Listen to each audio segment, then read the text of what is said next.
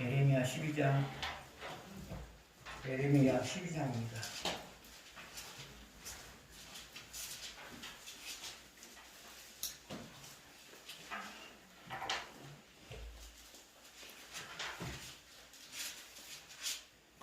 (12장) 1절에서 6절까지 교독하겠습니다.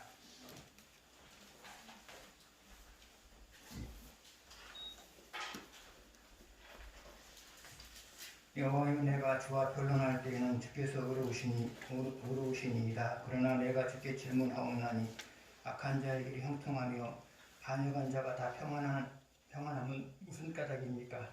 주께서 그들을 중심으로 그들의 뿌리가 박히고 장성하여 열매를 맺었거늘 그들의 입은 주께 가까우나 그들의 마음은 먼이다.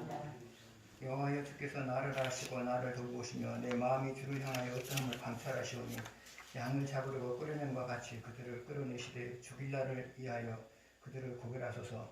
언제까지 이 땅에 슬퍼하며 온 지방에 세수가 많으니까 짐승과 새들도 멸절하게 되었사오니 이는 이 땅 주민이 악하여 스스로 말하기를 그가 우리의 나은 길을 보지 못하리라 함이니이다.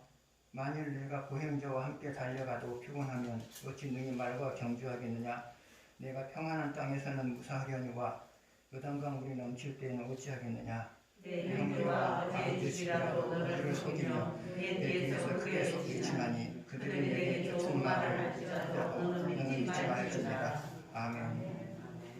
잠깐 기도하겠습니다.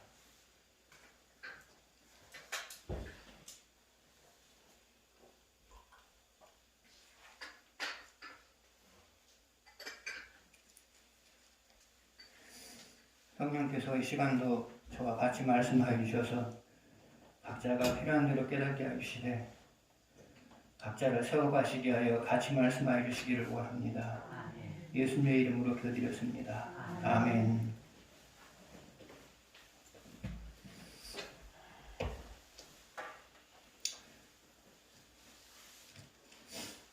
일본의 한 사람이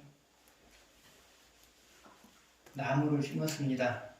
그리고 그 나무 이름을 본사이라고 했습니다. 근데 본사이라고 하는 말이 뜻이 뭐냐면 분재라는 뜻입니다. 분재. 여러분 분재 아시죠? 분재라는 뜻이고요. 또 하나는 화분의 관상용으로 심는 나무, 그런 뜻이에요. 그래서 그런 뜻이에요. 그 나무는 주인의 보살핌에 따라서 균형이 잡힌 채로 아담하게 자랐어요. 그런데 미국 캘리포니아주에 가게 되면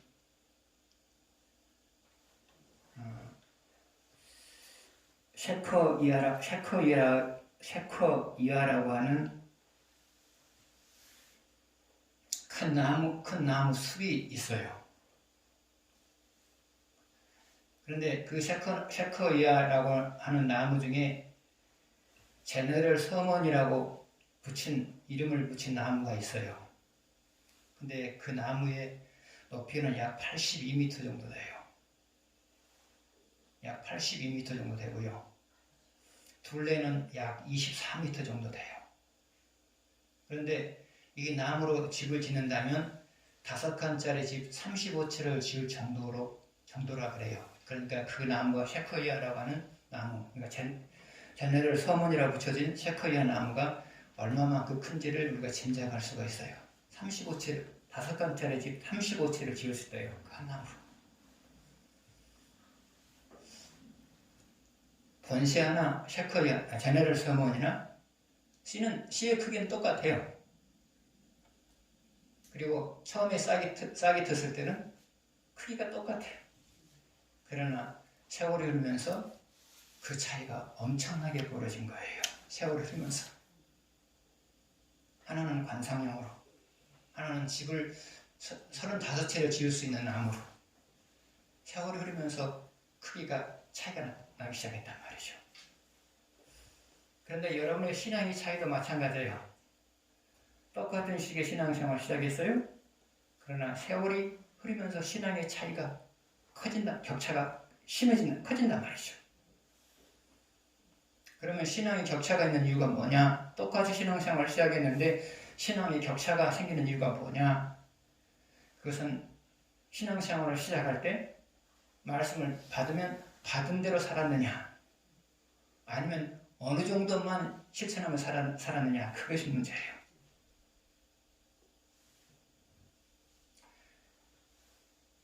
말씀을 받은 대로 실천하면서 살아가는 사람들은 삶 속에서 늘 감격스러운 일들이 있단 말이죠. 그러니까 또 실천하고요. 또 실천해요. 그러다 보니까 믿음이 갈수록 커져가는 거고요. 말씀을 받았으나 어느 정도만 실천하며 살아가는 사람들은 믿음이 거의 자라지 않는다고 봐야죠. 믿음이 안 자라요. 그러면 그분의 삶 속에는 감격스러운 일들이 거의 없거든요. 믿음이 안 자라요. 그래서 똑같이 신앙생활을 시작해도 말씀을 받으면 받은 대로 실천하며 살아가느냐, 아니면 말씀을 받은 것 중에서 쉬운 것만, 희생이 덜한 것만 걸러서 실천하며 살아가느냐, 거기에 따라서 신앙의 격차는 갈수록 커지는 거예요. 똑같이 앉아있지만 여러분 간의 신앙의 수준은 달라요.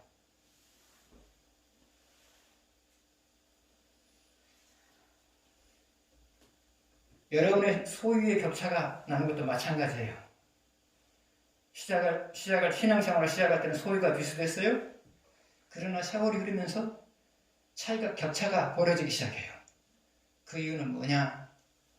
말씀을 받은 대로 살아가느냐? 말씀을 받았어도 걸러가면서 실천하느냐? 그것이 문제란 말이죠. 그래서 여러분, 말씀을 받았으면 받은 대로 실천하면서 살아가십시오. 그러면 감격스러운 일이 계속되고요. 감격스러운 일이 계속되다 보니까 내 신앙도 커가는 거고요. 여러분 그러셔야 돼요.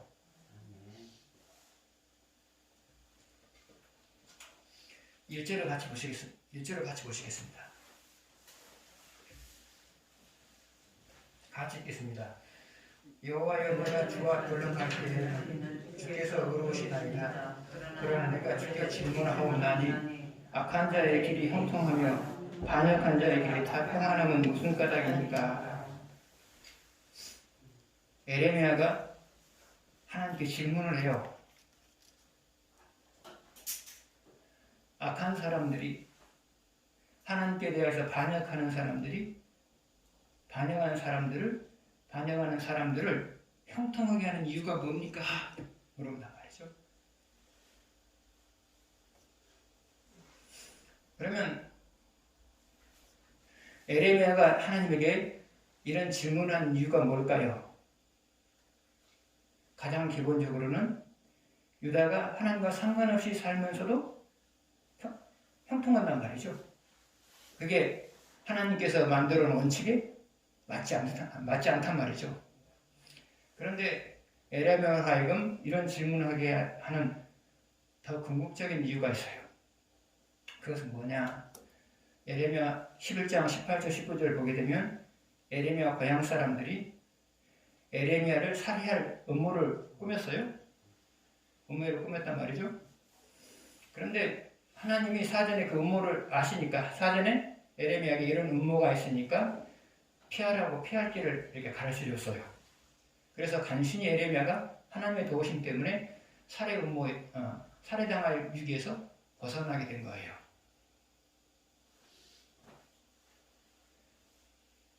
에레미야의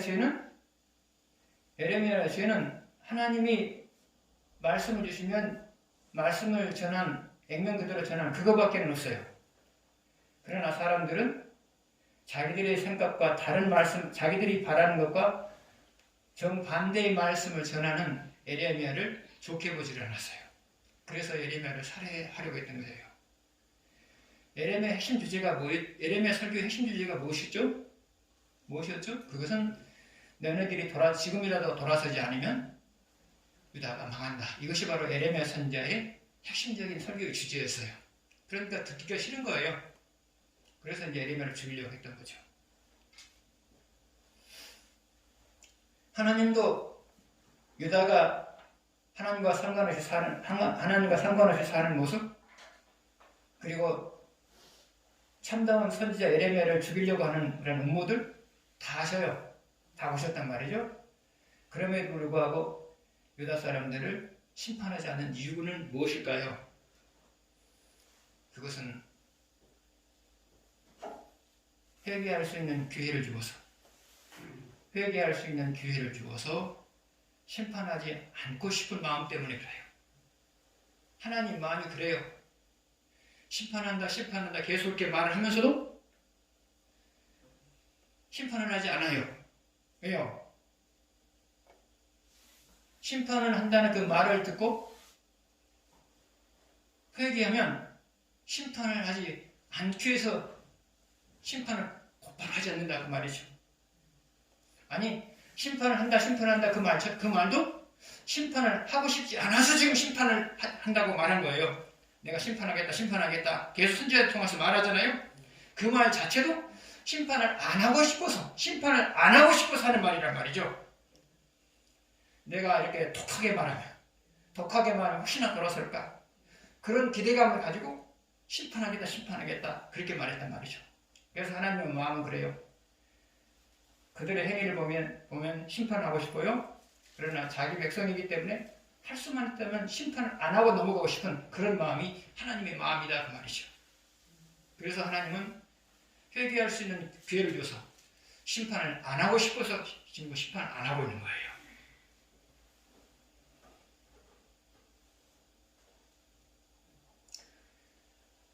에레미야의 질문은 여러분의 질문이기도 해요.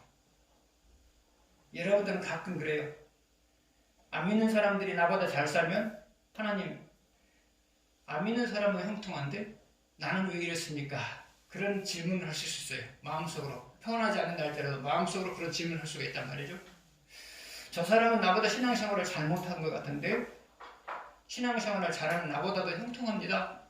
여러분은 그렇게 질문할 수가 있어요. 그렇게 질문할 수 있단 말이죠.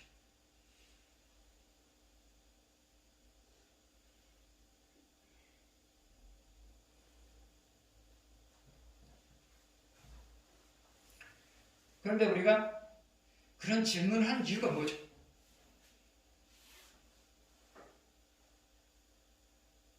우리는 그런 질문을 하면서 살아간단 말이죠. 그런 질문을 하는 이유가 뭐죠? 그것은 잠시 동안 인간에게 있어서 가장 중요한 가치가 무엇인가를 망각했기 때문에 그러죠.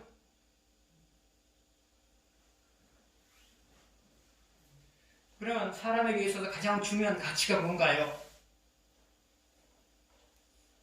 첫 번째로는 지금 내가 하나님으로부터 받은 말씀을 실천하는 것, 이것이 가장 가치 있는 것이고요.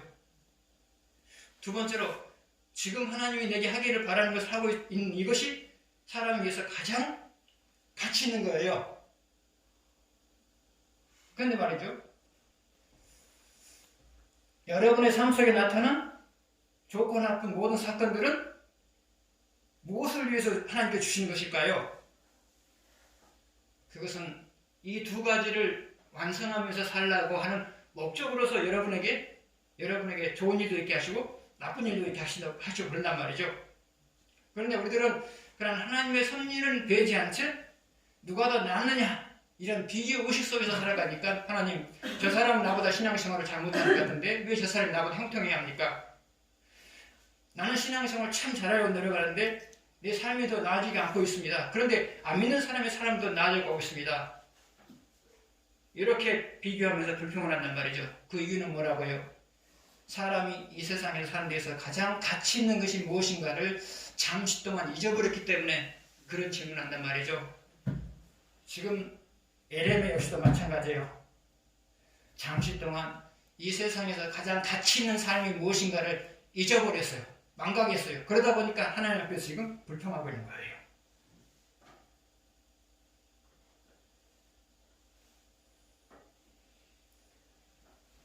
좋은 일이 있을 때도 하나님이 나로 하여금 받은 말씀대로 가게 하려고 하는구나. 하나님이 하기를 바라는 것을 하기를 바라는구나. 그렇게 받아주시면 되고요.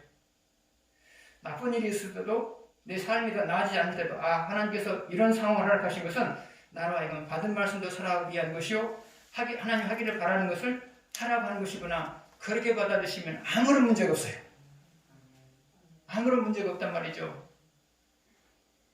그래서 신앙인이 자기 삶이 되어져 가는 것을 다른 사람의 삶과 비교하면서 불평하는 것은 신앙인이 가져야 될 가장 궁극적인 가치가 무엇인가를 망각해버렸기 때문에 그런 불평을 한단 말이죠. 에레미야도 잠시 동안 그것을 망각했어요. 그랬으니까 불평한단 말이죠. 그러면 하나님이 안 믿는 사람들을 심판하지 아니하고 안 믿는 사람들을 형통하게 하는 이유가 뭘까요? 첫 번째로는 믿는 사람의 유익을 위해서예요.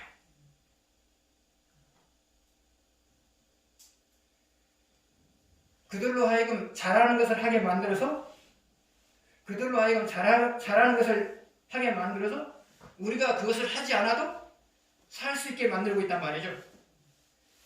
지금 여러분이 입에 쓰고 있는 마스크는 누가 만들어요? 여러분이 만들었어요? 아니죠. 이것을 만든 기업 중에는 믿는 기업도 있고 안 믿는 기업도 있을 것이란 말이죠.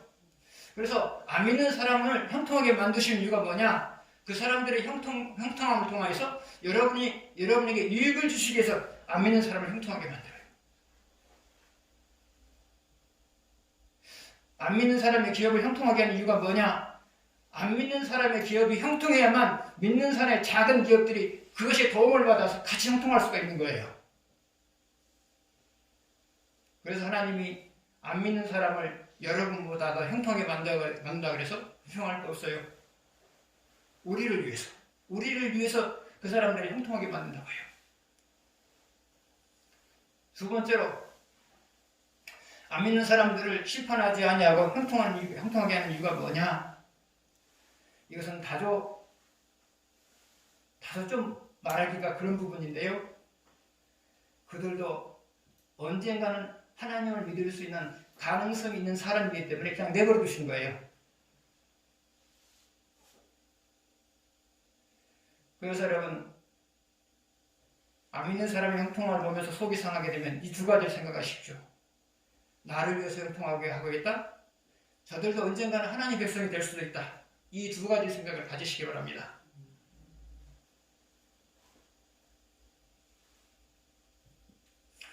그런데 하나님은 여러분이라서는 하나님과 상관없이 살아가고 있어도 쉽게 심판하지는 않아요. 쉽게 심판하지 않아요. 지금 여기서 쓰는 심판이라고 하는 것은 내가 일어설 수 없을 만큼 무너지는 것을 말하는 거거든. 내가 스스로 일어설 수 없을 만큼 무너지는 것, 이것을 지금 심판이라는 용어를 지금 제가 쓰고 있거든요. 하나님은 여러분이나저나 받은 말씀을 예면하면서 살아가는 시간이 길어져도 하나님께서는 쉽게 심판하지 않아요. 쉽게 심판하지 않아요. 왜요? 하나님은 심판하기를 좋아하는 분이 아니거든요. 기회를 주어서 스스로 회개함으로 인하여서 스스로 회개하게 함으로 인하여서 심판을 면하게 하기 위해서 심판을 하지 않는 거예요. 여러분 가끔 그래요. 여러분과 관계가 나쁜 사람을 보면서 하나님, 저 사람은 저렇게 살아가고 있는데 왜 심판하지 않는 것입니까? 그럴 수도 있어요. 그러나 하나님께서는 심판하기를 좋아하신 분이 아니에요. 왜요? 그 마음을 품은 나도 하나님의 백성이고요. 내가 싫어하는 그 사람도 하나님의 백성이잖아요. 하나님은 나에 대해서도 내가 미워하는 대상에 대해서도 심판하기를 원하잖아요. 될 수 있으면 미뤄서 스스로 돌아설 수 있게 만드신 분이 하나님이란 말이죠. 그런데 하나님은 회개할 때까지 마냥 지켜보시는 하나님이 아니에요. 그래, 네가 회개해라. 그럼 내가 심판 안 할 거다. 지켜보시기만 하는 하나님이 아니란 말이죠. 하나님은 지켜보실 뿐만 아니라 그 기간에 회개할 수 있도록 끊임없이 간섭하시는 분이에요. 그럼 어떻게 간섭을 해요? 회개할 수 있도록 어떻게 간섭을 해요? 마음의 평안을 잃게 만들어요. 마음의 평안을 잃게 만들어요. 마음이 안 편해요. 두 번째로 사는 것에 대한 만족감이 없어요. 충분히 가졌어요. 근데 사는 것에 대한 만족감이 없어요. 세 번째로는 안 좋은 일들이 발생해요. 안 좋은 일들이 발생해요. 네 번째로는 목회자를 통하여서 회개를 촉구하는 강력한 말씀을 전하게 만들어요. 하나님께서는 이 네 가지를 통하여서 여러분을 회개시키고자 노력해요. 회개시키고자 노력해요. 그러나 이 네 가지 노력이 반복됨에도 불구하고 여러분이 거부해버리게 되면 여러분이 생각지 못한 큰일이 벌어져요. 유다도 그랬잖아요. 수많은 선자를 보내서 회개해라. 회개하지 않으면 심판하겠다. 심판하겠다. 계속해서 그랬잖아요. 그러나 끝내 그들이 돌아서지 않았을 때 돌이킬 수 없는 그런 일들이 발생하게 되었죠. 그래서 여러분, 하나님은 여러분을 심판하고 싶지 않아, 심판하기를 원하는 분이 아니에요. 그래서 끊임없이 회개할 수 있도록 방법을 회개할 수 있도록 간섭을 하세요. 그래서 그 간섭하심이 있을 때 돌아서 버리면 큰일이 벌어지지 않아요. 사람 누구나 다 죄를 짓고 살아가잖아요. 누구나 다 죄를 짓고 살아가요. 그것은 사람이기 때문에 그래요. 그러나 죄를 지어도 큰일이 벌어지지 않을 수 있어요. 그럼 어떻게 하는 거냐? 그것은 내 삶이 되어져가는 모습을 보면서 하나님 마음을 읽어내는 거예요.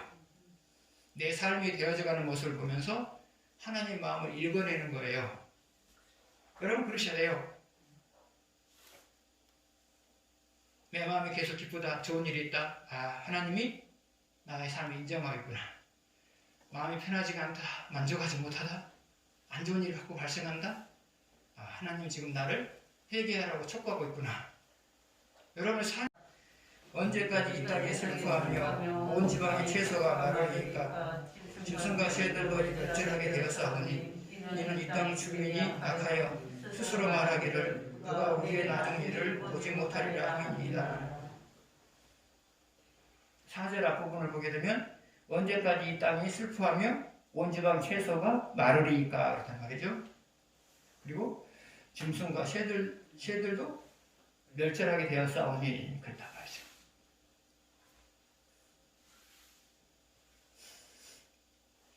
채소가 말랐어요. 아마 가뭄이 들은 모양이죠.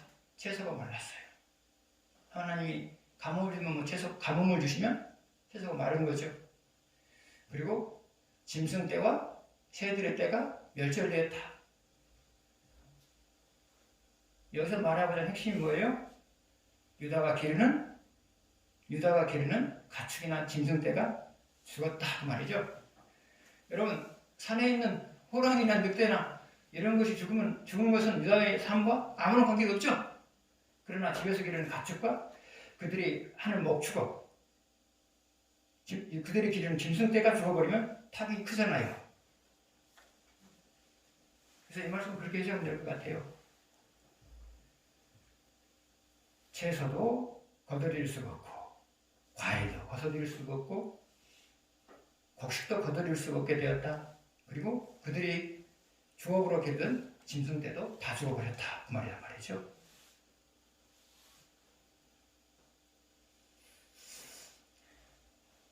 그러면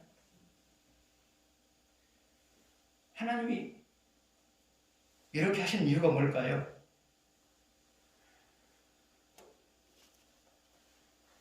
심판이 임박했으니까 돌아섰으면 좋겠다. 그것을 이렇게 표현한 거죠. 심판이 임박했으니까 니네들이 돌아섰으면 좋겠다.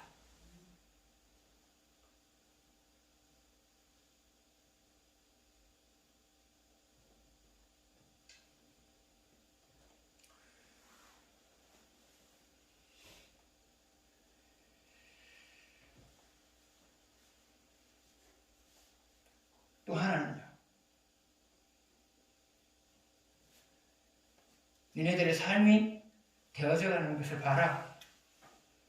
니네들은 심판이 없을 것이라고 말을 하지만 되어져가는 모습을 보게 되면 점진적으로 니네 삶을 조여가지 않느냐. 조여가지 않느냐. 그러면 되어져가는 모습을 보면서 앞으로 좀 더 어려운 일이 있을 것을 예상한다면 심판까지도 생각해야 되지 않겠느냐. 이 사건이 이 말하고 싶은 거예요. 너희들은 심판이 없을 것이라고 말하지만 너희들의 삶이 점점 어려워져 가지 않느냐. 마지막은 무엇이겠느냐. 이것을 지금 질문하고 있는 거예요. 이 사건이요. 그 마지막이 뭐가 되겠느냐. 그것은 나라가 망하는 것밖에 없지 않겠느냐. 하나님께서는 지금 유다 백성들에게 질문을 던지는 거예요.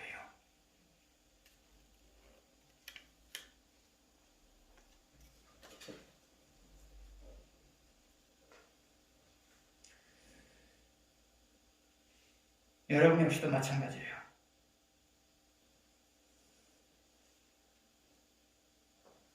삶이 되어져가는 모습을 보면서 하나님 마음을 읽어내셔야 돼요. 하나님은 여러분의 삶이 되어져가는 모습을 통해서 계속해서 여러분에게 메시지를 하고 싶은 말을 하는 거거든요. 하고 싶은 말을 하는 거거든요. 그래서 하고 싶은 말을 발견해서 거기에 맞게끔 여러분이 행동하시면 되는 거예요.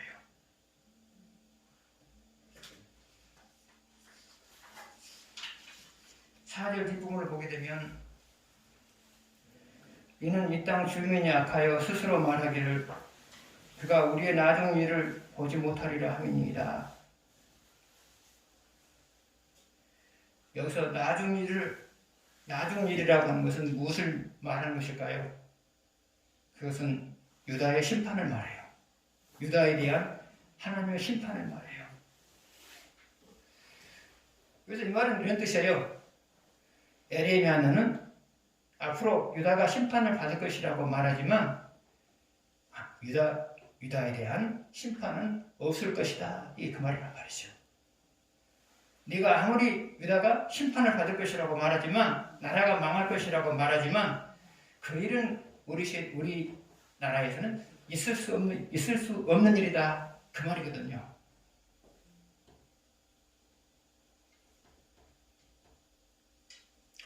그러나 그들의 생각과 상관없이 유다는 망했어요. 그래서 유다의 운명은 유다가 생각한 대로 된 것이 아니라 하나님이 생각하신 대로 된 거예요. 여러분의 내일도 마찬가지예요. 여러분이 생각한 대로 되는 것이 아니라 하나님이 생각한 대로 되는 거예요.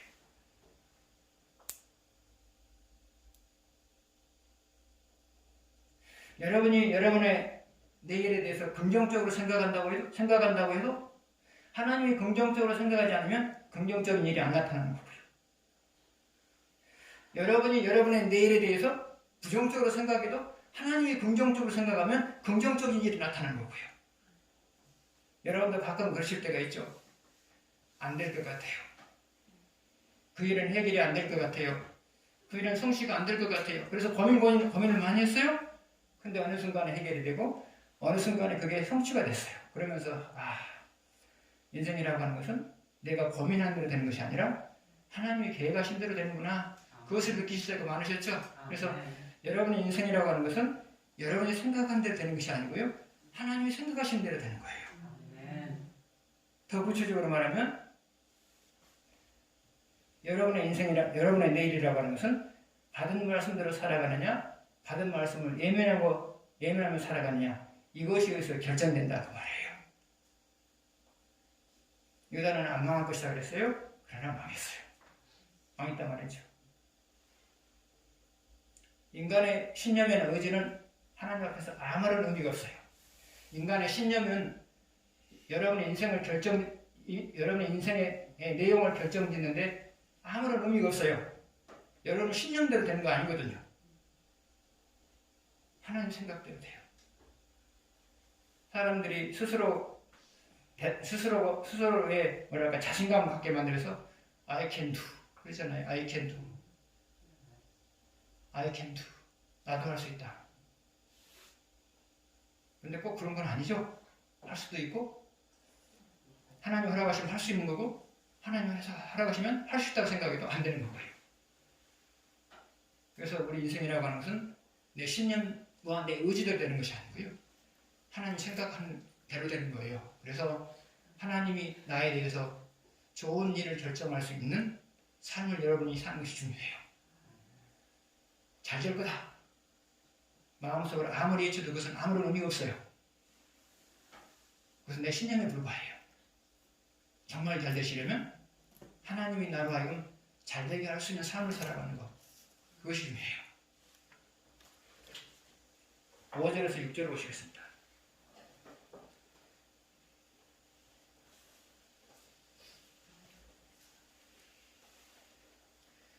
만일 내가 보행자와 함께 달려도 피곤하면 어찌 능히 말과 경주하겠느냐. 내가 평안한 땅에서는 무사하려니와 요단강 물이 넘칠 때에는 어찌하겠느냐.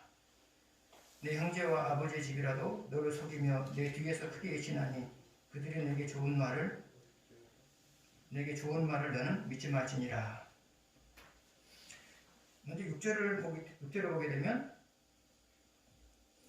내 형제와 아버지라도 너를 속이며 내 뒤에서 크게 외친다 그랬어요. 내 형제 부모도 너를 속이며 너 뒤에서 크게 외친다 그랬거든요. 이게 무슨 말이냐면 에레미야의 고향 사람들이나 에레미야의 부모 형제들조차도 에레미야를 핍박하게 될 것이다 그 말이죠. 핍박하게 될 것이다. 왜 그러느냐? 에레미야가 선포하는 말씀과 그들이 바라는 것은 다른 문제이기 때문에 핍박을 한단 말이죠.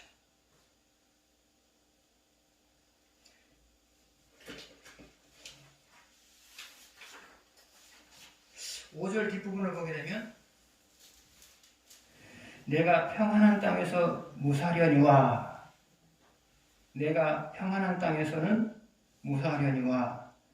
요단강 물이 넘칠 때에는 어찌하겠느냐.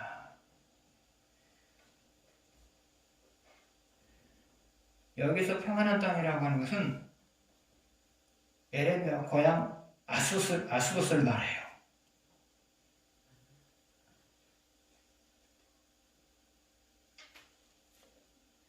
그러면 에레미야의 고향에서 에레미야가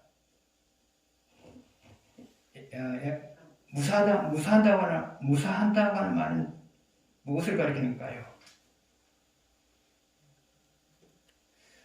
지금 에레미야는 고향 땅에서 핍박을 받았단 말이죠. 살해에 당할 뻔했단 말이죠.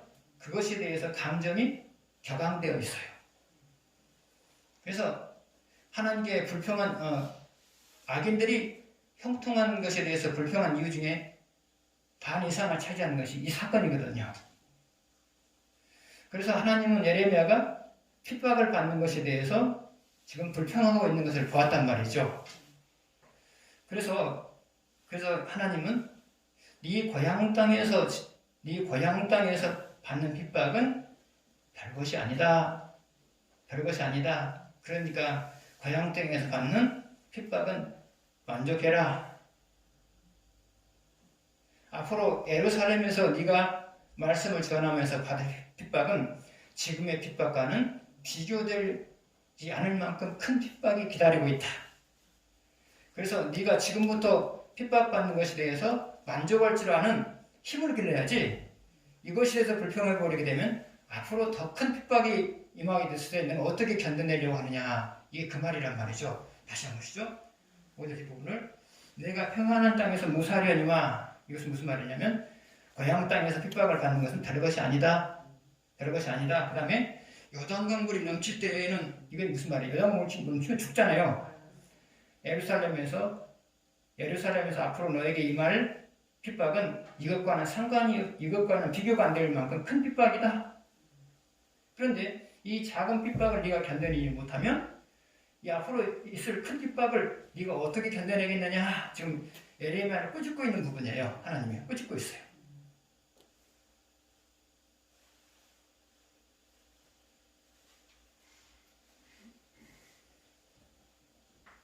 사람이 핍박 상황에서도 만족할 수 있는 비결은 뭘까요? 그것은 딱 하나예요. 이 핍박을 통한 하나님의 섭리가 무엇인가를 발견해내는 거예요. 에레미야가 고향 아스돗에서 받은 핍박은 앞으로 예루살렘에서 받을 큰 핍박을 대비해서 하나님께서 준비시키는 과정이다라고 생각했으면 불평했을까요? 안 했을까요? 불평 안 했죠? 그러나 핍박 그 자체만 생각하고 그 핍박을 통해서 하나님께서 그를 통해서 이루어 가고자 하는 섭리는 생각을 안 했기 때문에 핍박을 통해서 핍박을 할 때 불평을 했단 말이죠.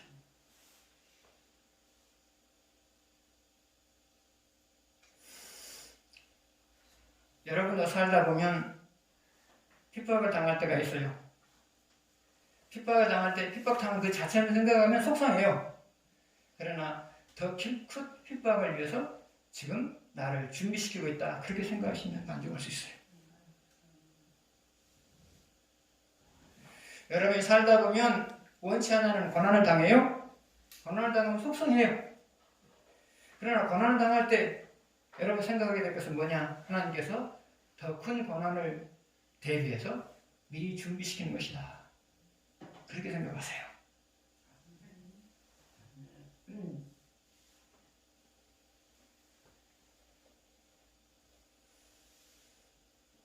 여러분이 핍박을 당해도 고난을 당해도 얼마든지 여러분이 만족할 수 있는 비결이 있어요. 그건 뭐냐?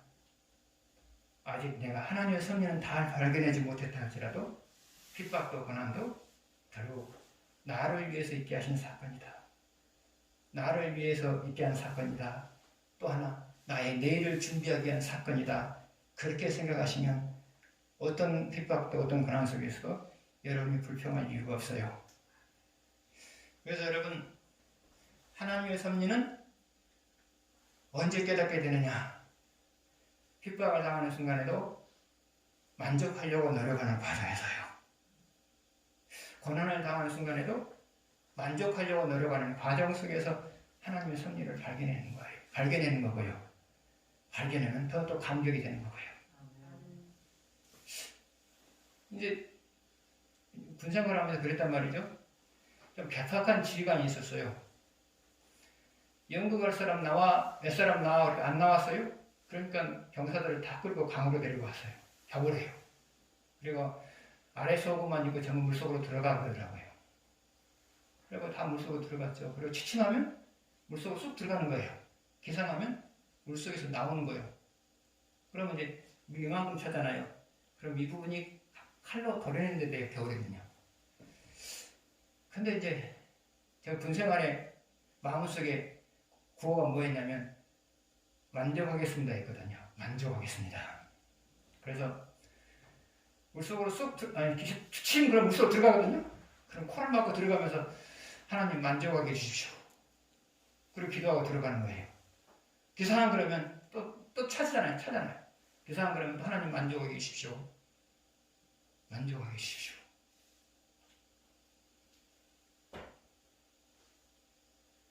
근데 그러고 나니까 기합을 준 그 시간에 미운 생각이 하나도 없어요. 미운 생각이 하나도 없고요. 그러면서 그때 깨달음을 주신 것이 뭐였냐면 네가 앞으로 목회하는 과정 속에서 애매한 고난을 당할 때가 많을 거다. 그때를 내가 준비시키기 위함이다. 그때도 만족해라. 하나님은 나의 앞으로의 목회를 준비시키기 위해서 미리서 그런 것을 통해서 제가 훈련시킨 거예요. 그때 그 깨달음이 저도 잊혀지지 않아요. 너는 앞으로 목회를 하면서 애매한 고난을 많이 당할 거다. 저만 그러겠어요? 모두 목회자 그렇지. 그때를 대비해서 너에게 만족할 수 있는 만족하는 훈련을 시키기 위해서 내가 이런 일을 하겠다. 그렇게 말씀을 하세요. 그래서 여러분, 하나님의 섭리는 여러분이 만족하려고 노력할 때, 주어진 사건에 대해서 여러분이 만족하려고 노력할 때 하나님의 섭리는 깨달아져요. 만족하지 못하면 안 깨달아져요. 내 마음속에 지금 분노로 가득 찼잖아요. 하나님에 대한 원망으로 가득 차 있잖아요. 만족하면 하나님의 섭리를 깨닫는 거고요. 만족하지 못하면 계속해서 괴로움 속에 사는 거고요. 여러분, 어떤 사건을 만나든 간에 먼저 만족하십시오. 아멘. 안 되면 하나님 만족하게 해주시오. 그렇게 기도하십시오. 아멘. 그러면 적어도 내 마음속에 불만이 없어져요. 불평하는 것이 없어진단 말이죠. 만족하게 해주십시오.